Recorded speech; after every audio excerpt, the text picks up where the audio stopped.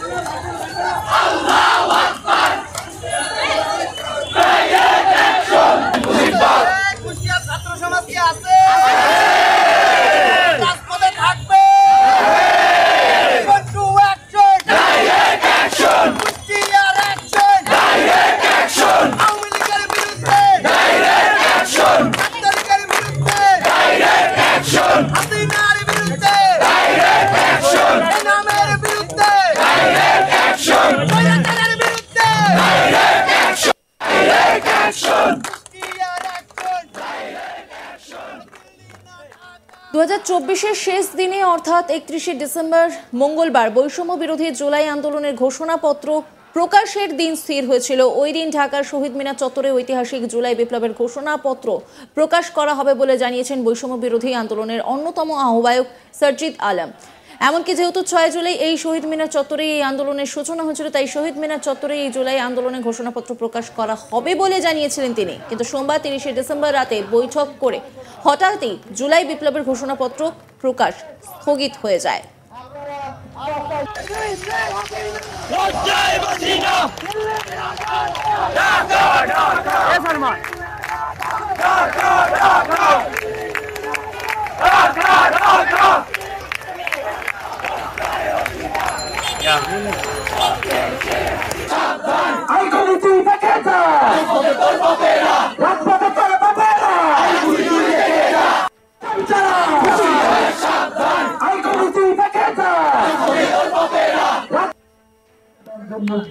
শেষ হয়নি যুদ্ধ, শেষ হয়নি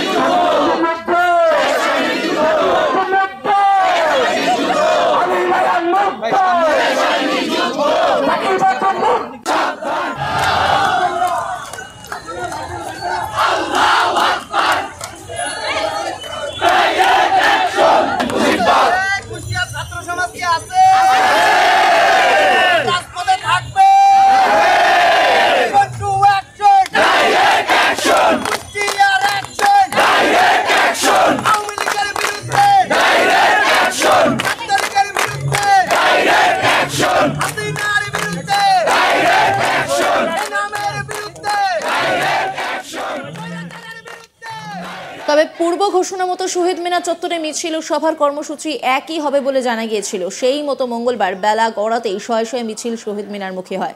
সেই মিছিলে প্রাক্তন প্রধানমন্ত্রী শেখ হাসিনাকে রীতিমতো তুই তুকারির পর্যায়ে নামিয়ে এনে স্লোগান দিতে দেখা যায় ছাত্রছাত্রীদের। মাথায় বাংলাদেশের জাতীয় পতাকার ফিতটি বেঁধে ব্যানার নিয়ে পায়ে পায়ে মিছিলে হাঁটতে দেখা যায় সেখানকার ছাত্রছাত্রীদের।